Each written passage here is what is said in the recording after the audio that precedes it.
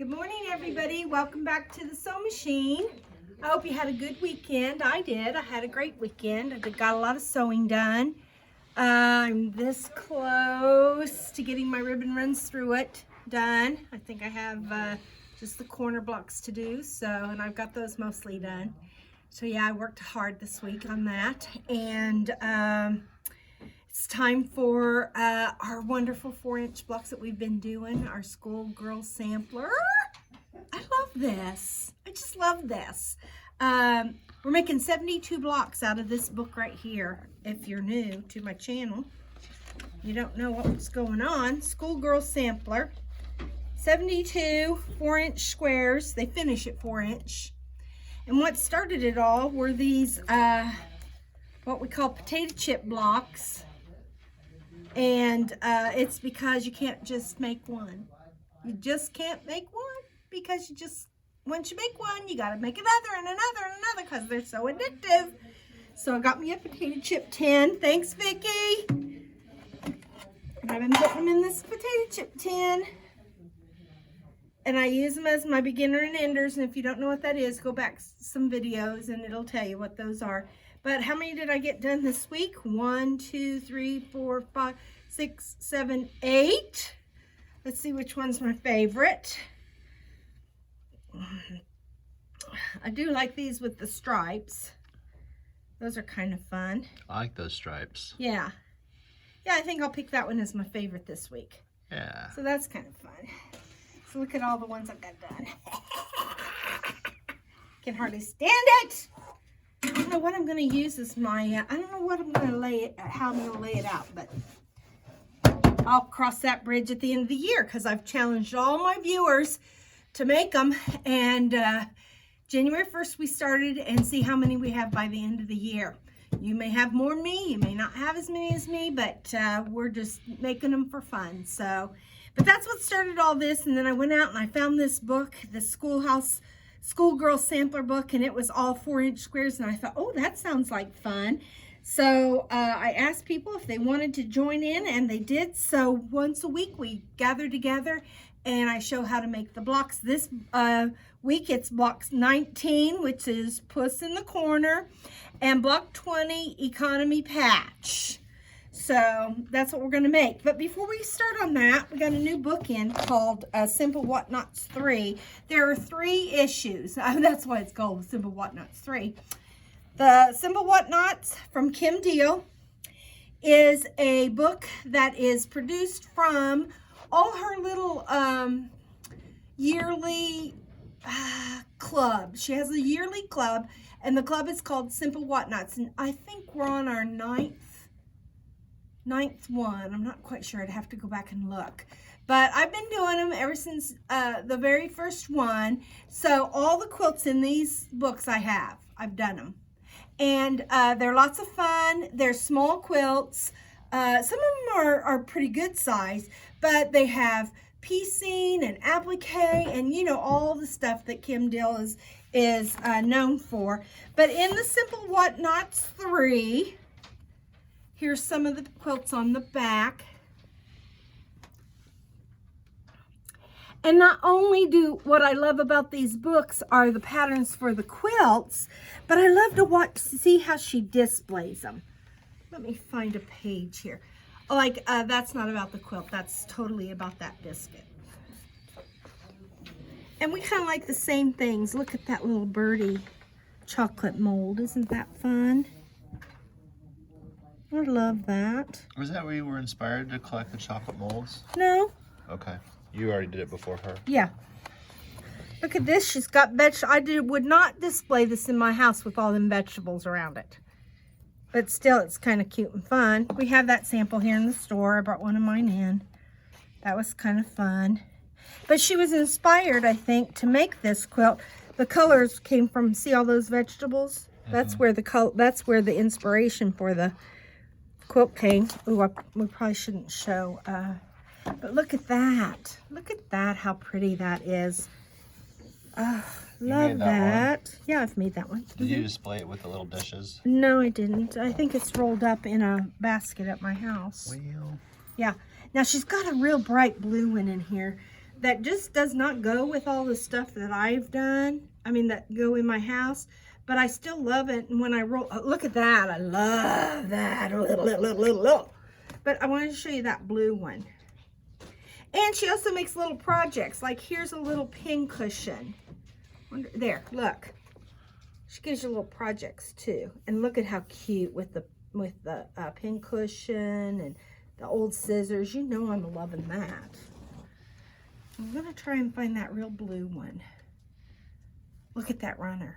So I get so distracted I can't hardly stand it. Now, do you have all those made already? I do. Mm-hmm. And what notch? 3? Uh-huh. Yeah. All of them. Yes. The There it pin is. cushion. That one.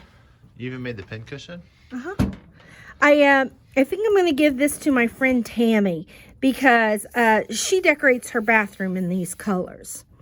So I think that's going to be Tammy's because I just don't have any place in my house for all that aqua. Now, little pieces of aqua I can deal with, but that big old chunk of aqua just doesn't fit into my, but it was fun to make. Now, I do love her quilting too. So you can gain all kinds of inspiration from these books, not just the patterns. She does a really good job of display. So Simple Whatnots, Simple Whatnots 2 and Simple Whatnots 3. Got to be in your library. They're in mine, definitely. Love it. Now, another thing I want to talk to you about today is this. I need just a plain piece of paper or something. Here, we'll go with this. This is Marty Michelle's Perfect Patchwork Corner Trimmer. If you don't have one of these, they're not really expensive. I can't remember how much they are. But if you don't have one of these, you're going to want to get yourself one. We have them here in stock, and Peter will put the link in the drop-down box about this, and he'll also put the link for these 3 books so that'll make it easier for you to order or to know what it is you're looking for on the website. But I'm going to show you how to use this today, and we will be using this in several blocks during this book and making of all these blocks. And I just wanted you to see what it was and how I'm going to use it, because I am going to use it today. Now, on this block 19, puts in the corner, super easy block. You know, you've got, here's Peter's. Isn't that cute? Looks very trick-or-treaty, Halloweeny, very sweet. I love it. And then here's mine, Wackadoo. Woohoo! Look at all that yumminess going on. So those were fun and very, very simple. You just have a center block. We're going to surround it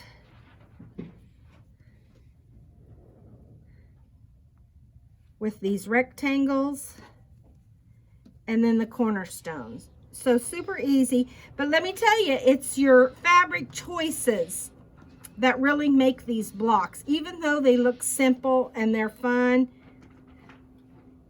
it's the fabric choices. I hadn't used this fabric in any of my blocks yet, and it was part of the collection, so I wanted to use that today. And I really like how those dark blue corners go with my background fabric that Peter bought me. So that's going to be one of the blocks we're going to bake. But then this one is a little bit more complicated. Not real complicated, but it has a few more steps to it. This is my center block right here. This orange, which I find very pretty. This is going to be the triangles that surround it. Okay, well, it's a squared on. How are you going to surround that with, you know? Well, you got to cut it like it says in the book. So what I'm going to do here, I'm going to cut it. And I love that I have my little turntable here, because this is going to make it so nice. I'm going to cut it on the diagonal twice. So I'm just going to put my ruler down on the point here and on the point there, and I'm going to cut it. Now, instead of picking up those pieces, because now it's 2 pieces, and it is on the bias. The cut is on the bias. So instead of picking that up, I'm just going to turn my turntable and I'm going to cut again. That's cut twice on the diagonal. I'm going to move those aside like that. Now I've got my triangles, okay? See that? Now these are the triangles that are going to go like this on my block, okay?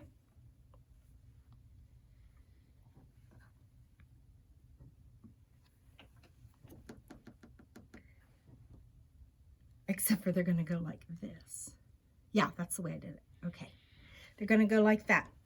This is the straight of grain, and this is the bias. That's very important that you understand that. This is the straight of grain, and this is the bias. When I sew this on, I'm going to sew it on the straight of grain to this piece.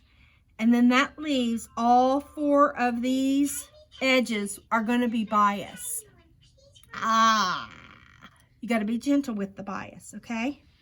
So, how am I going to center this triangle onto this square so that when I'm done, my corners hit where they're supposed to be? I wish there was a tool. Well, there's 2 ways you can do it. One with I the know tool. one.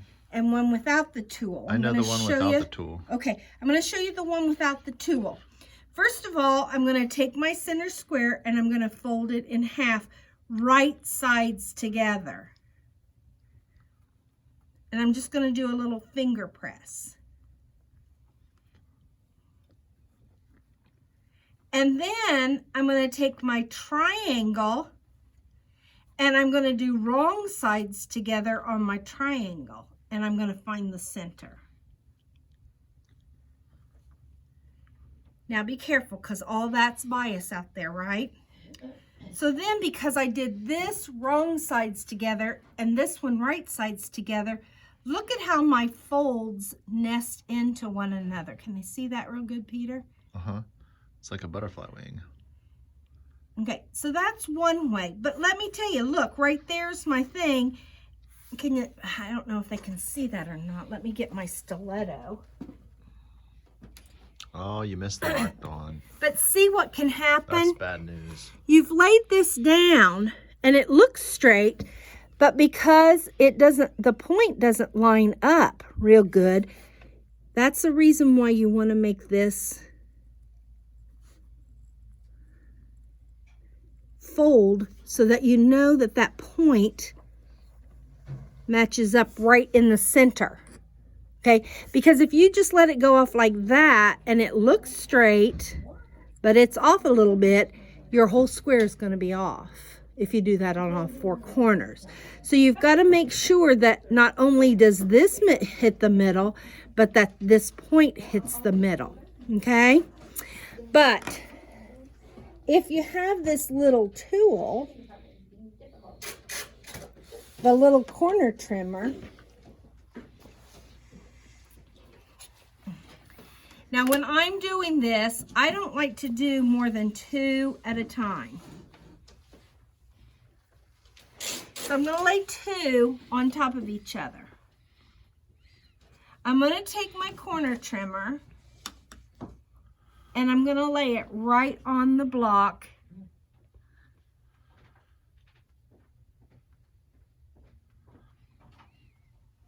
And you can see it's not the trimmer is not the same size as my triangle. That doesn't matter. It's the angle right here is the important part. So I'm going to bring that so that it's even right to the corner. And then I'm going to take my rotary cutter, and there's 2 cuts. There's one goes this way and one that goes that way. So when I take that off, I've got a little, like, it's not really a point, but it's kind of an angle there. Then I'm gonna, oh, I should have turned my mat, duh. Okay, so then I can turn my mat, or I can flip these over, whatever I want to do. But then I'm going to take my tool, and again, can they see right up here close, Peter, that it's right on the corner? You're zoomed in. I'm zoomed way in. Okay. Again, I'm going to cut. All right. I'm going to do the same thing again.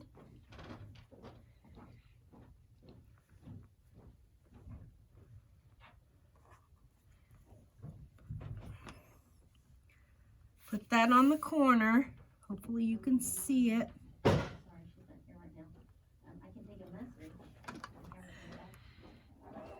I don't like to do more than 2 layers at once, because if it slips on me, then I'm in big trouble, okay? This is very accurate, especially when it's this small.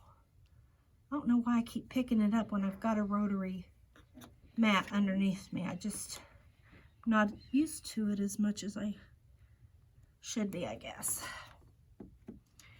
Okay, so there's that, and there's that. My guess is the last quilt you made, you didn't have to use a rotary mat. Okay, so here we go. When you ended up with all those potato chip blocks. Yeah. Okay. This again is the straight of grain out here, and this in here is the bias. So let's look at the block. When we sew this on, this is the straight of grain, this is the bias. Okay? When we finish out our block, we do not want bias out here. It's okay that it's in here because it's sewn in. See that? Mm-hmm. But we don't want bias out here. So instead of cutting our square,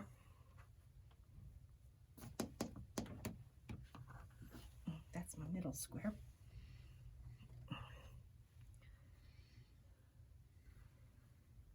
I'm going to lay both of them together there.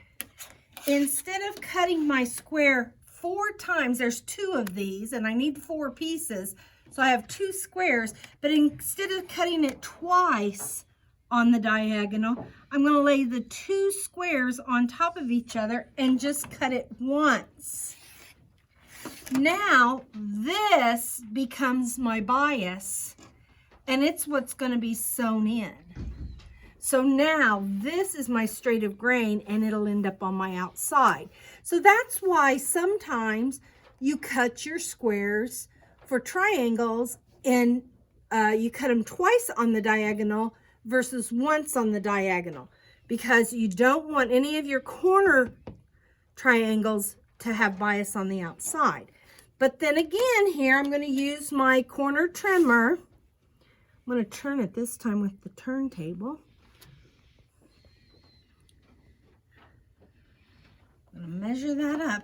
Now, sometimes these are cut on it with an increment. Cut them to size, just what the book says. Don't add. Cut them exactly what the book calls for, okay? That out of the way.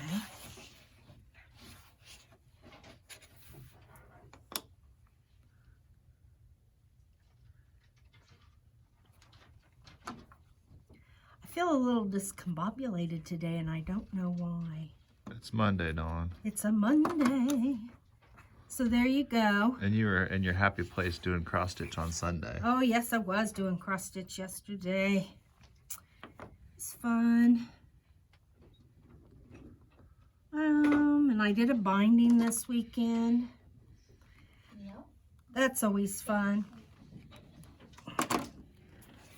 Now I'm going to turn it this way. See, that's how the turning mat's supposed to work. Instead of turning your fabric, you're supposed to turn the mat. Now you're going to see how this plays out when I go to sew these together. Being very gingerly with these because they've got bias. Let's go over to the sewing machine. That's what we're here for, right? All righty. You gonna bring your big chair, or you gonna sit in the little chair? I'm gonna sit in the little chair. Okay. So I'm on the same level as you. Show them your new chair. See, There's my new chair. Oh, isn't it green, awesome? It's awesome. Love it. My mama used to set me up on that chair in front of the stove And spank your bottom. and let me stir the fudge at Christmas. My mom would make tons of fudge at Christmas time, and so that was just the right height to set me up by the stove so I could stir while she was doing other stuff. So that was kind of fun. Okay, so here we go. We're going to start these blocks. I'm going to lay them out. And you're going to see why cutting off those corners with that corner trimmer is the bee's knees. Okay? Because now I'm going to take that. I'm not going to have to fold it because it is trimmed to the exact size I need to sew that on. What did you line up? I lined up these two sides with the side of the block. Okay. And now I'm going to sew.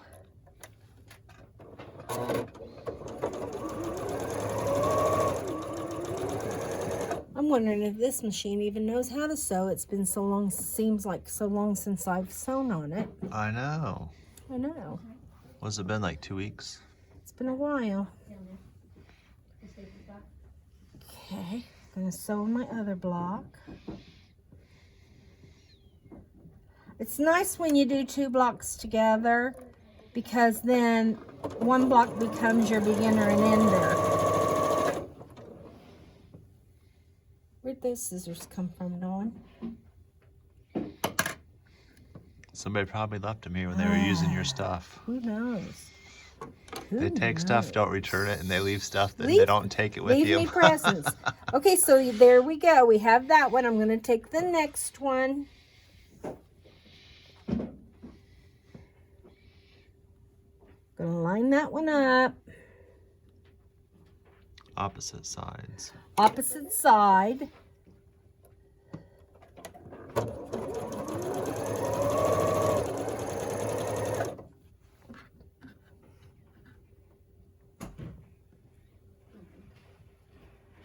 Going to take my other block.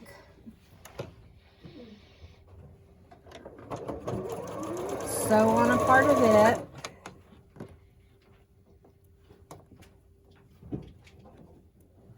Now I'm going to press.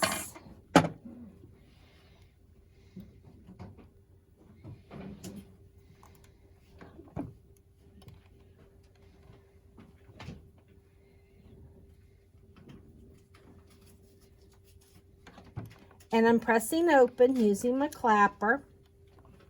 I watched Lenine's floss tube this last week. Some people don't even know what floss tube is because we are mostly a quilting channel here on our channel, right, Peter? At Meet Me at the Sew Machine. So our viewers may not know what floss tube is.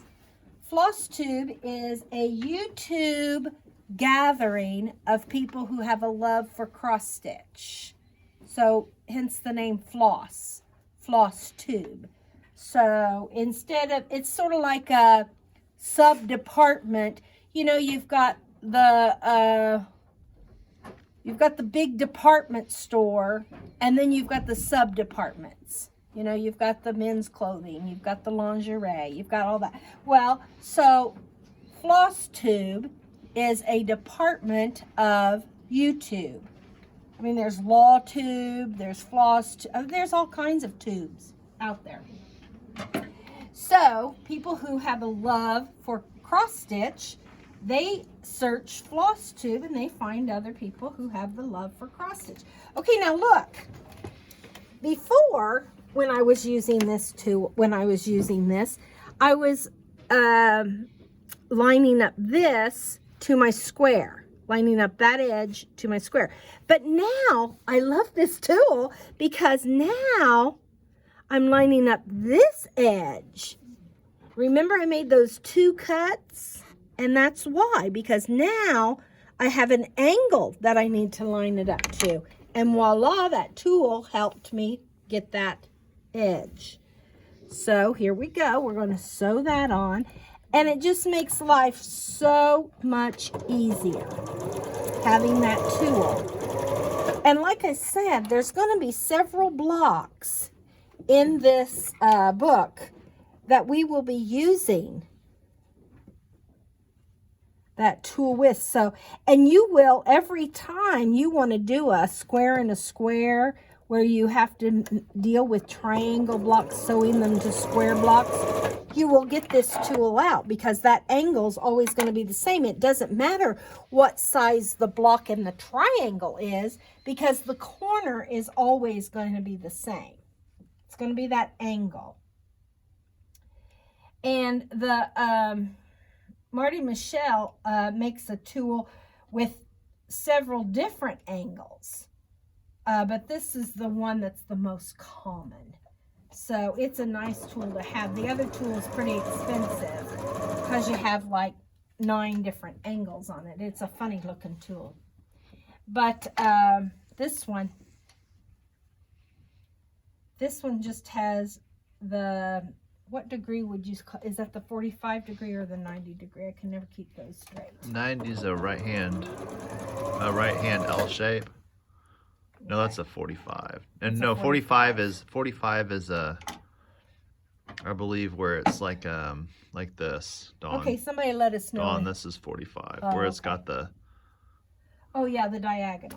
The 45 intersects the 90. Okay. 90 is a right hand, like a right on the corner of a right hand turn. Okay. Unless you live in Carmel and you got roundabouts. Then it's 360 degrees. Well, you don't have please to live in exit. I go through Please exit the roundabout in 270 degrees. I go through 3 roundabouts from Anderson to get to Noblesville. So look at that. Now that is awesome. Okay. And I'm going to make sure that's the size it's supposed to be. And yes, it is. It's exactly the size it's supposed to be. Awesome. We love it when it works out, don't we? Now I'm going to take my outside triangles. And now bias is on this edge, right? I sewed it here on the grain. This is now all bias. This right here is bias. So I am now sewing bias to bias. And I do not want to stretch. I do not want to stretch these. You know what? This looks a little oversized. I'm going to get my square ruler.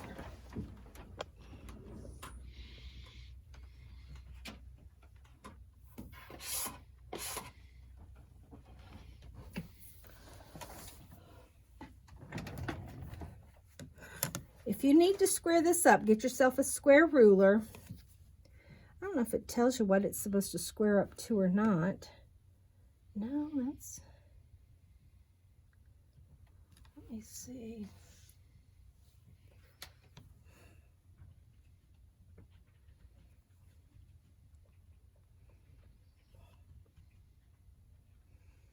It's pretty good. Okay. Not too shabby. Not too shabby. Not bad for a Monday morning. That's right. So I'm going to take this, I'm going to lay it on.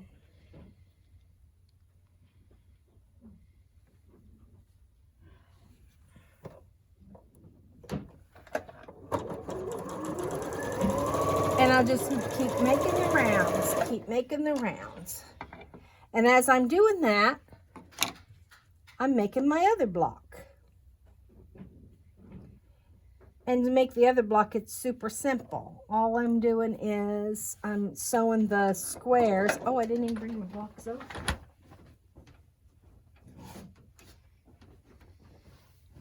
Here's the one block I'm making. So this one I'm just sewing these onto this, these. I'm just treating it like a 9 patch.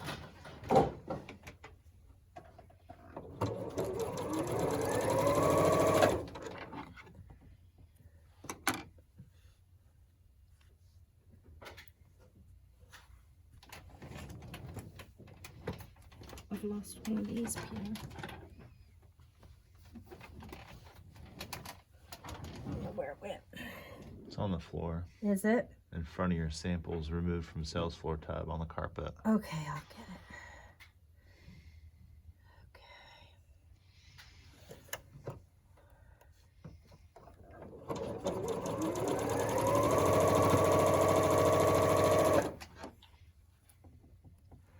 Alright, see how I've done that?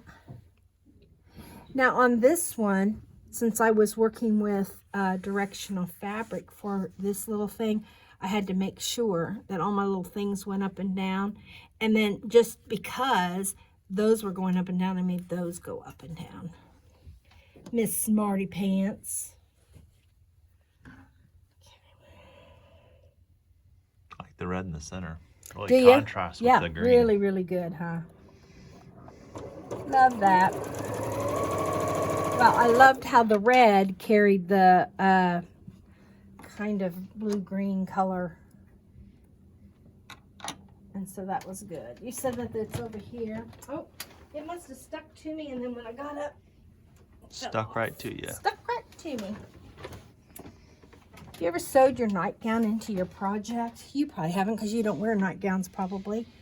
But I have. I feel like I sewed something to something one I have time. sewed my nightgown into my But project. I don't remember what it before. was.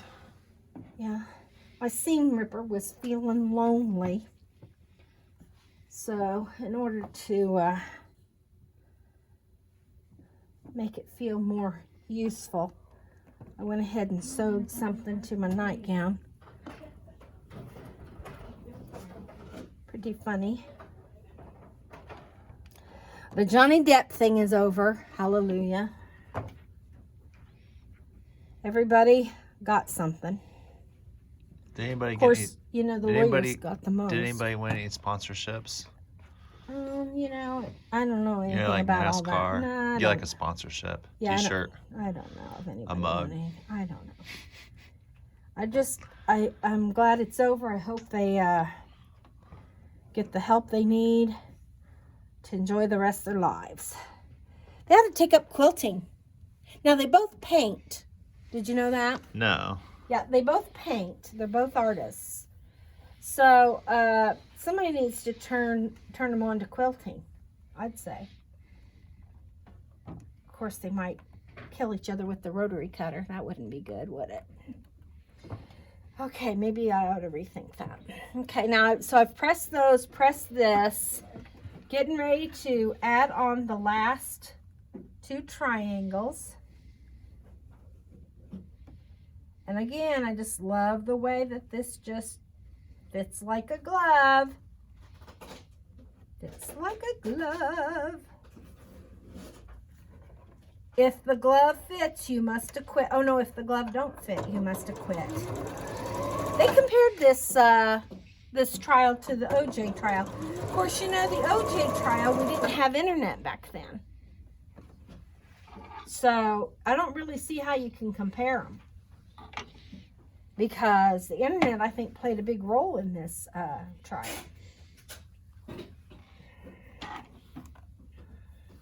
So, if the quilters had a department in YouTube, do you think it should be called QTube for QuiltTube? That'd be fun. That'd be fun. Should we start that? I don't know. Should we, Dawn? I think we should. We should call out to all the quilters. Or we could call Or it the Peace. piecers. We could call it Tube. Piece Tube. Since you don't do quilting, Yeah, we'll call it Peace Tube. Since it's piecing and really not quilting. Okay, now look, I'm getting ready to pin this because I want to match. I want those 2 seams to match up, so I'm going to pin it. Or you could call it Bias Tube, since you've been talking a lot about Oh bias. my gosh, no, that'd turn people off. Some people really are scared of bias. And used to, when the fabric wasn't as nice as it is now, it was scary to sew with bias. But because its fabric is much better quality now, the bias is not that big of a deal. I just like to make a big deal of it.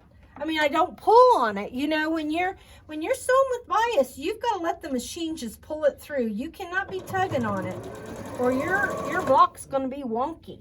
You don't want a wonky block.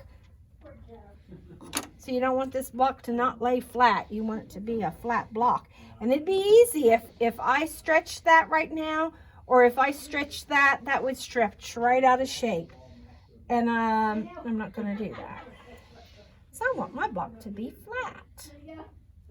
Just look at how nice that lays from corner to corner there, because I used that template. Oh, so nice. Yeah, that template, it's easy to lose it, so I keep it in a Ziploc bag, you know, so that I don't lose it, because it's easy to lose. It's little. Okay, now I'm getting ready to do this one. It took me, I timed myself, took me 45 minutes from the time I picked out my fabric to the time I pressed the last seam. That's to not make bad. 2 blocks. 45 minutes, I thought that was pretty good. That's pretty good for 2 blocks. 2 blocks already. Block 19 and 20, Peter. We only have 52 more blocks to go. Where did the year go? I don't know.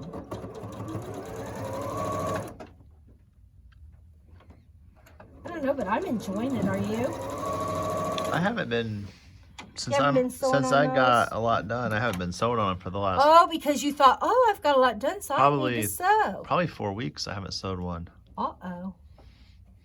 Well, let's encourage Peter to get back to his blocks so he doesn't get behind. Because it'll creep up on you fast, Peter. I know. It's nice to be ahead, but you kind of want to keep it that way. Yeah. Yeah, you do. They call that resting on your laurels. Did you know you had a laurel to rest on? I once had a bay laurel tree because I liked bay leaves so much. Yeah. Did you cook with them a lot? I cook with bay a lot. That's because, are you Italian? You look kind of Italian. Uh-huh. Love bay leaves. Yeah, if you haven't seen Peter, he looks Italian. He's Italian looking.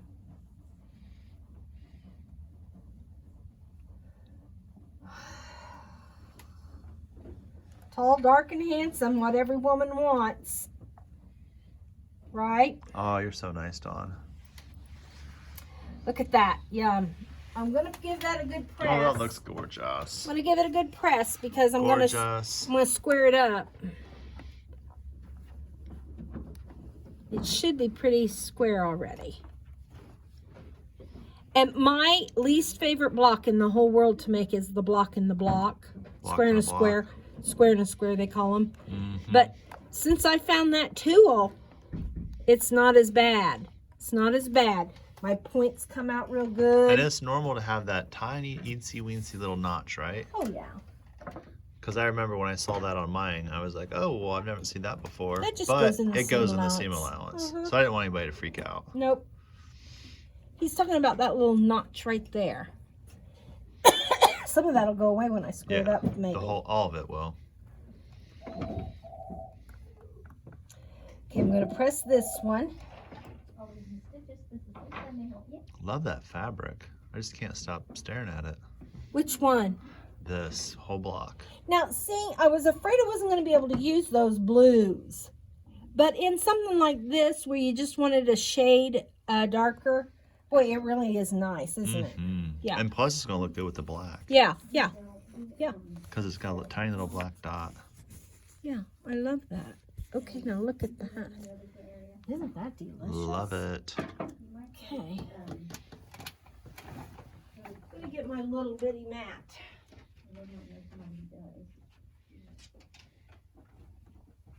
I just don't have enough room here for my big turntable mat.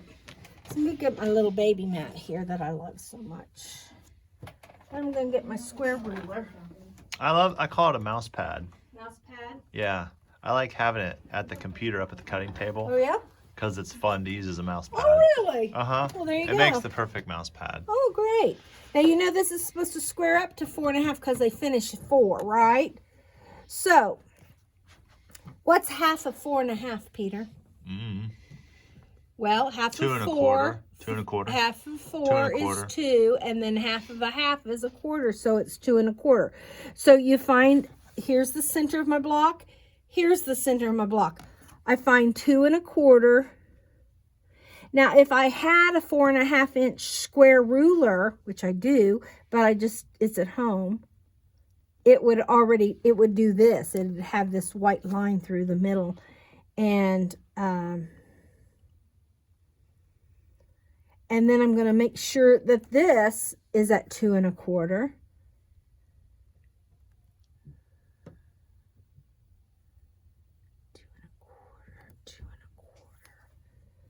And then I have to look and make sure that my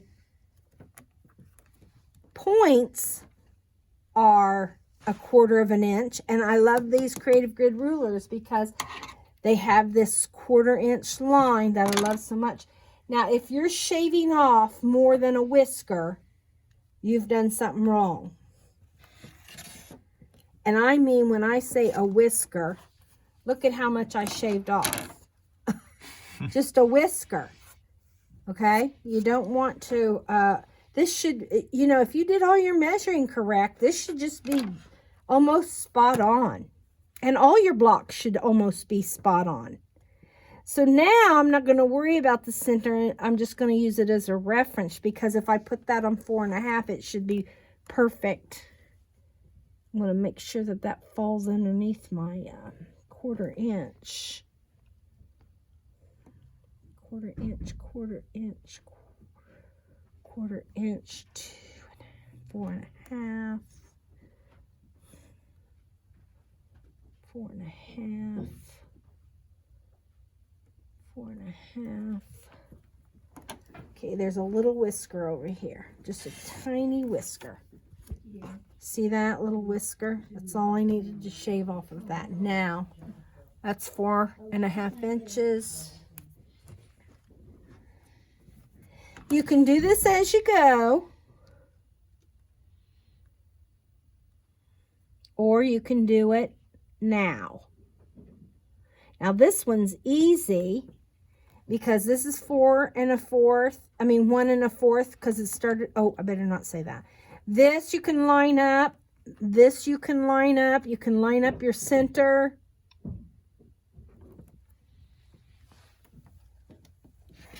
And I mean, just a whisker should come off.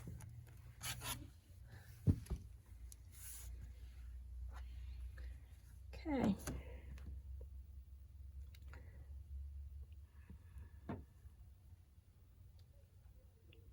Okay. It's looking good, looking good, looking good. And there's no points to worry about on this one. So you don't have to be as nervous about this one.